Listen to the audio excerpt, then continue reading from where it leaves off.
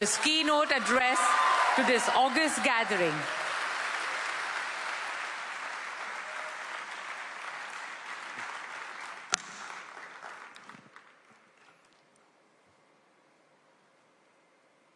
IOC के president mister Thomas Bach, IOC के सम्मानित सदस्य, सभी इंटरनेशनल स्पोर्ट्स फेडरेशंस, भारत के नेशनल फेडरेशंस के सभी रिप्रेजेंटेटिव्स, देवी और सज्जनों,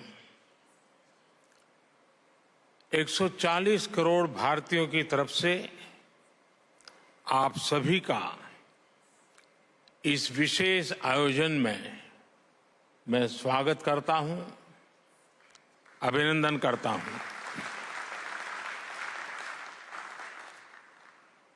इंटरनेशनल ओलंपिक एसोसिएशन का ये 141वां सेशन भारत में होना बहुत ही खास है। 40 साल बाद भारत में IOC का सेशन होना हमारे लिए बहुत गौरव की बात है। फ्रेंड्स,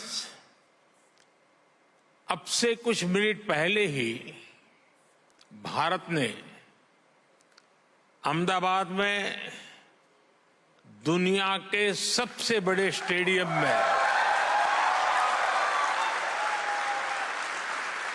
बहुत ही शानदार जीत दर्ज की है। मैं टीम भारत को, सभी भारतवासियों को इस ऐतिहासिक जीत की बधाई देता हूं।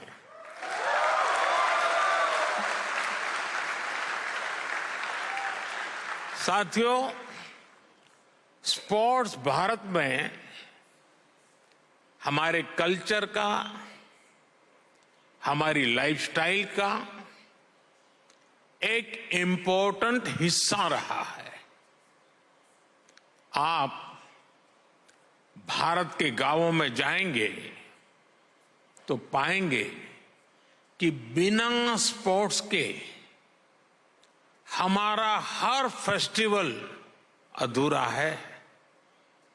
हम भारतीय सिर्फ स्पोर्ट्स लवर नहीं, बल्कि हम स्पोर्ट्स को जीने वाले लोग हैं।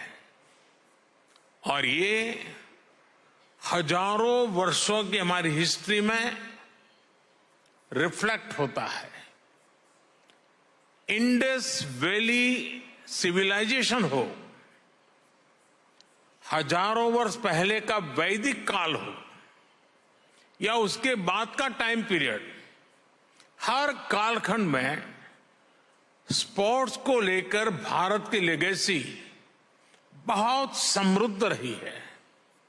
हमारे यहां हजारों साल पहले लिखे ग्रंथों में 64 विधाओं में पारंगत होने की बात कही जाती है।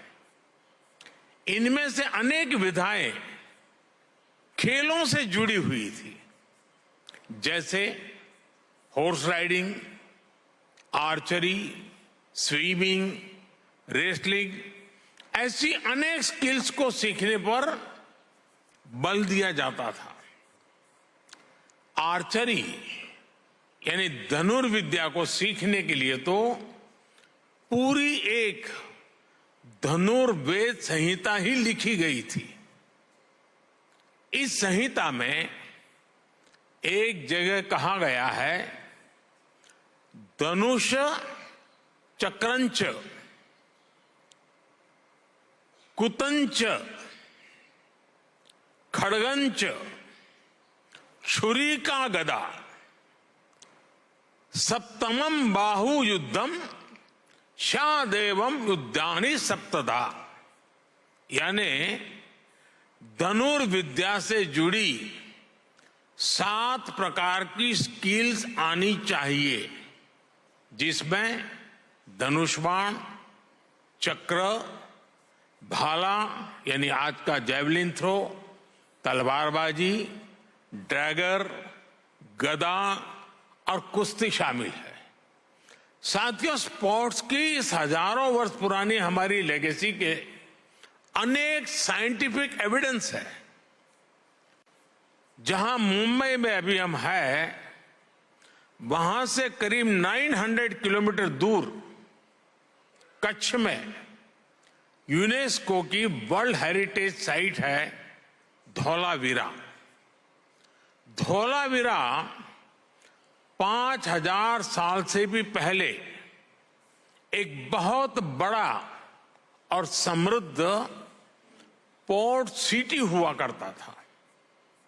इस प्राचीन शहर में अर्बन प्लानिंग के साथ साथ स्पोर्ट्स इंफ्रास्ट्रक्चर का भी एक शानदार मॉडल मिला है। खुदाई के दौरान यहां 2 स्टेडियम सामने आए हैं। इनमें से एक तो दुनिया का सबसे पुराना और उस समय का दुनिया का सबसे बड़ा स्टेडियम है। 5000 साल पुराने भारत के स्टेडियम में एक साथ 10,000 लोगों के बैठने की कैपेसिटी थी। भारत की एक और एंशियंट साइट राखीगढ़ी में भी स्पोर्ट्स से जुड़े स्ट्रक्चर्स की पहचान हुई है। भारत की ये विरासत पूरे विश्व की विरासत है। फ्रेंड्स, स्पोर्ट्स में कोई लूजर नहीं होता। स्पोर्ट्स में सिर्फ विनर्स और लर्नर्स होते हैं।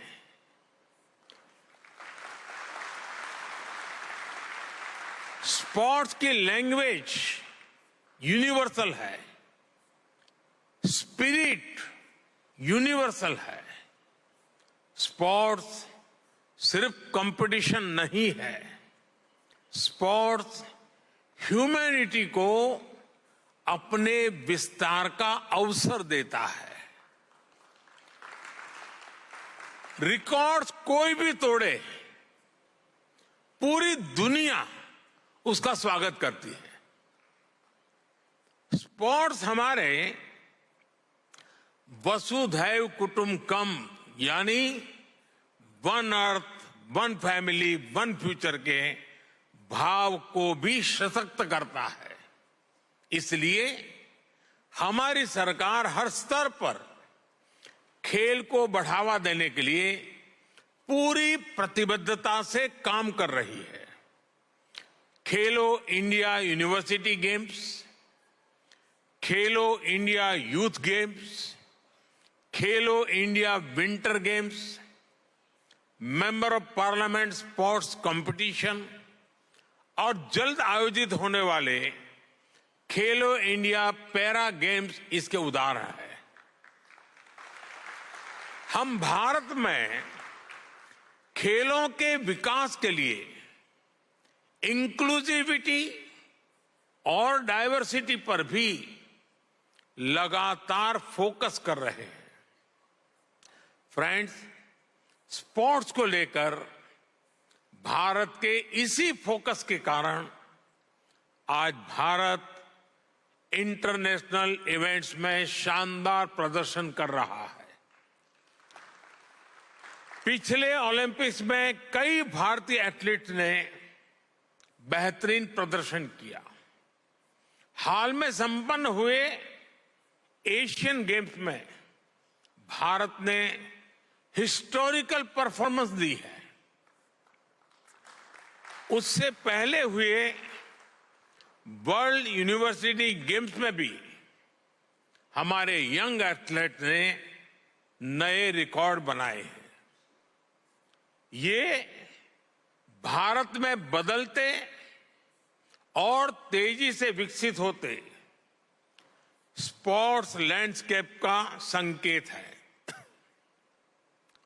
साथियों, बीते वर्षों में भारत ने हर प्रकार के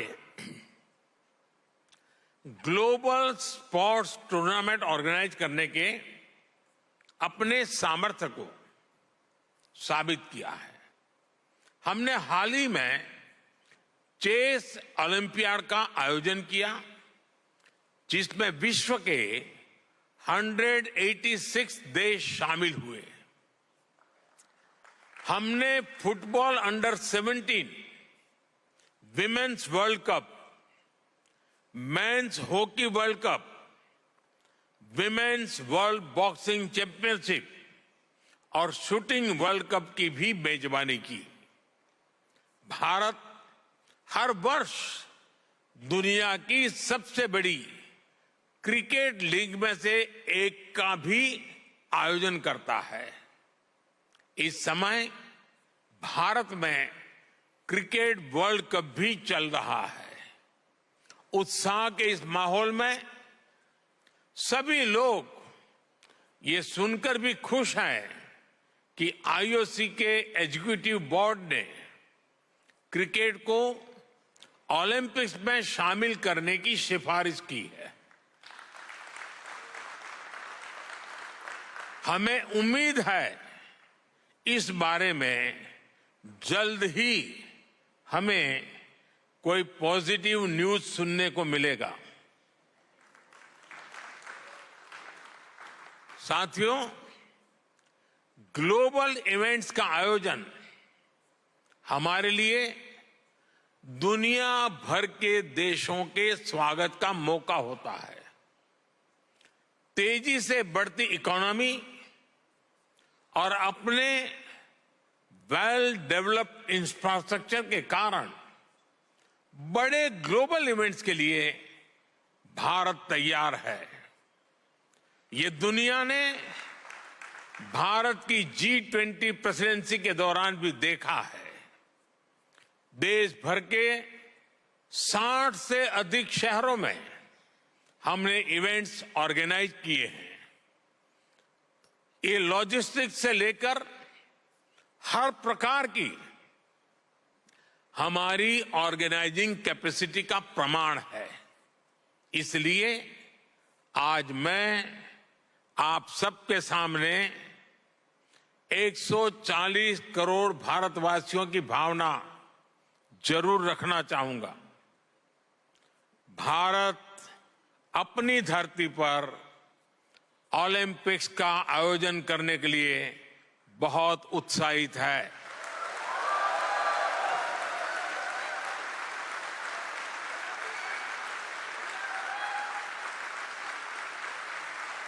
साल 2036 में भारत में ओलंपिक्स का सफल आयोजन हो, इसके लिए भारत अपने प्रयासों में कोई कमी नहीं रखेगा।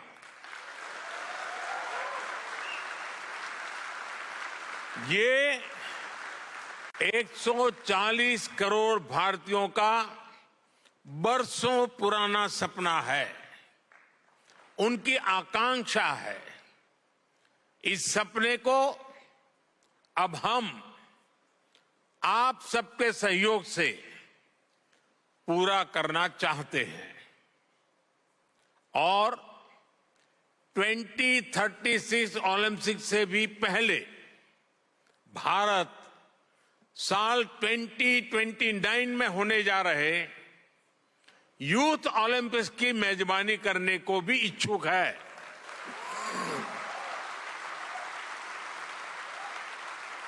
मुझे विश्वास है भारत को आईओसी का निरंतर सहयोग मिलता रहेगा। फ्रेंड, स्पोर्ट्स सिर्फ मेडल जीतने का नहीं, बल्कि दिलों को जीतने का माध्यम है। स्पोर्ट्स सबका है, सबके लिए है। स्पोर्ट्स सिर्फ चैंपियंस ही तैयार नहीं करता, बल्कि पीस, प्रोग्रेस और वेलनेस को भी प्रमोट करता है। इसलिए स्पोर्ट्स स्पोर्ट्स दुनिया को जोड़ने का एक और सशक्त माध्यम है। मैं ओलंपिक्स के मोटो को फिर आपके सामने दोहराऊंगा, faster, higher, stronger together. IOC के 141वें सेशन में आए सभी अतिथियों का, अध्यक्ष थॉमस बाक का और सभी डेलीगेट्स का मैं फिर से हृदय से धन्यवाद करता हूं। आने वाले कुछ घंटों में आपको अनेक महत्वपूर्ण फैसले लेने हैं। I now declare this session open.